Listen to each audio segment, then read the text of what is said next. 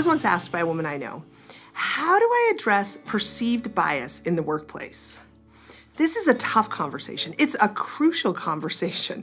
It has all the elements of exactly what makes conversation crucial.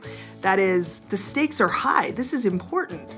There's probably some differences of opinion, and our emotions come into play. So how do I do this? Well, first, get really clear on what your purpose is in this conversation. Sometimes we think that our purpose should be, I'm going to call you out for your bias against me, and I expect you to change. If that's your purpose, this is probably not going to be a conversation, because a conversation requires us to want to dialogue. In a conversation, I want to share my meaning and I want to hear your meaning.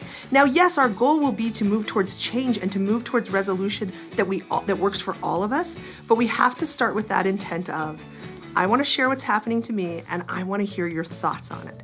Once you've got that clear, good intent, start by sharing it. That's what's going to create safety for this conversation. These conversations about bias, they are hard and they are tense and they can feel very unsafe. So you need to work to create that safety for both you and the other person, and you do it by sharing that good intent.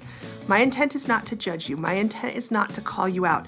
My intent is to share something that I've noticed that is happening, talk about how it's impacting me, and see how we can work together. That's my intent, and I'm going to share it just like that. Then once I do that, it's time to share my meaning. I start with my facts.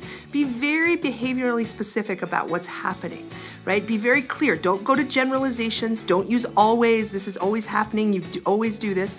But this is what I'm seeing, right? Be very clear and very specific. Then share the impact. Here's how I'm perceiving this. Here's how this comes across to me. And as you do this, you need to acknowledge that much of your perception of their actions is actually based on your lived experience. That doesn't negate it. It doesn't mean it's not true or accurate, but own that your perception of their actions is based on your lived experience. It's something you can share, but it's also something you need to own. And finally, open it up with that question. How do you see this? Where are you coming from? I'd like to get your perspective. This is where it truly comes down to a measure of your motives. Are you here to blame and shame, or are you here to dialogue and change? Thanks for watching. Visit VitalSmarts.com/say that for more tips and resources for speaking up when it matters most.